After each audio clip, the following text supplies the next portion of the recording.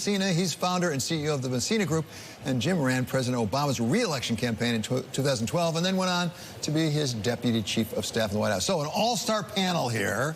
As I say, it's way too soon to tell, but it doesn't keep us from talking about it, right? So, Rick, you start first. Where are we in the Democratic race right now from where you sit? Well, look, I mean, we're right to the home stretch in one of the most important events of the year. The Iowa caucuses is always a winnowing process. Somebody's going to want to win this thing like nobody's business. And frankly, two of the front runners are sitting in impeachment hearings in Washington, D.C., while the other two pretenders to the throne of Iowa are hustling hard, 6 events a day, and trying to take advantage of the open field that they got to run in.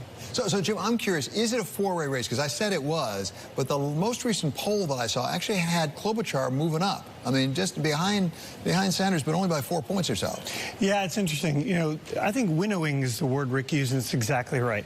There's some people who absolutely have to perform in Iowa and New Hampshire, and Amy Klobuchar is one of those, right? If she can't win, place, or show, you know, she's in real trouble. If you're Mayor Pete and you can't have a big moment, you're in real trouble.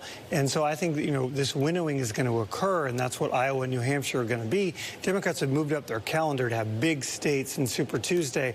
So really what Iowa and New Hampshire are going to do is give us less candidates and start to show some momentum for some new candidates. Rick, if you're a strategist right now, is it a bifurcated race in the sense, are the moderates thinking about the moderates and the progressives thinking about the progressives? That is to say, is Elizabeth Warren focused on Bernie Sanders? Is Pete Buttigieg focused on more about Democratic primary politics than I do, but I've always seen it as sort of lanes, right? And there's a lane for the sort of left progressives, there's a lane for centrists, and there are various divisions within that. But look, the caucuses are tricky, right? Because those lanes kind of break down. And much better in a primary like New Hampshire, where you can sort of look at the demographics, know who's going to turn out.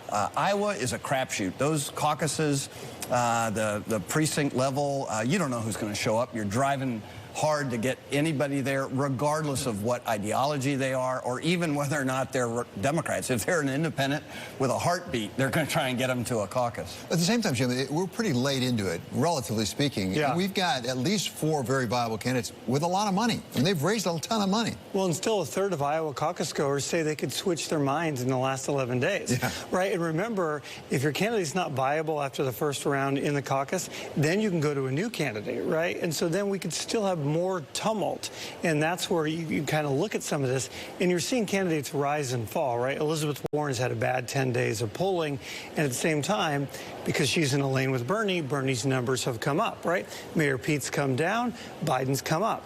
That's a very natural thing that's going to happen as we move forward. Well, and to that point, Rick, I've seen some numbers at least that suggest that Elizabeth Warren may not be a lot of people's first choice, but she's a lot of people's second choice. She does better if you look at second choices. And there's a sort of Abraham Lincoln, as I recall, that's how he got his nomination. He wanted to be every second choice. And we're throwing Abraham Lincoln, the father of the Republican Party, into a discussion about the Democratic caucuses in Iowa. That's sacrilege.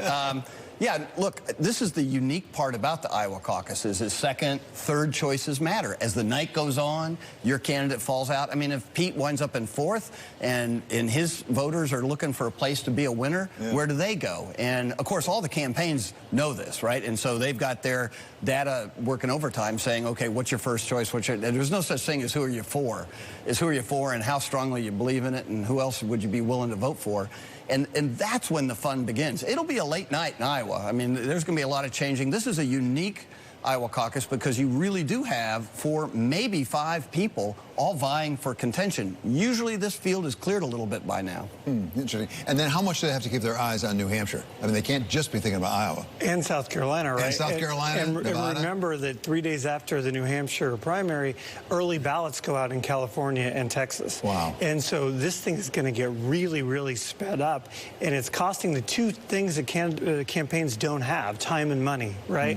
And that's what the concern, if you're in our old jobs running these presidential campaigns, you're starting to look at that bank account and that calendar and saying, hey, we're running out of both. And can you imagine, you've spent years getting ready if you're Bernie and for Iowa, and now you have to sit in the United States Senate and keep your mouth shut. So we're going to talk about that some more over on the radio, actually. Many thanks to Rick Davis.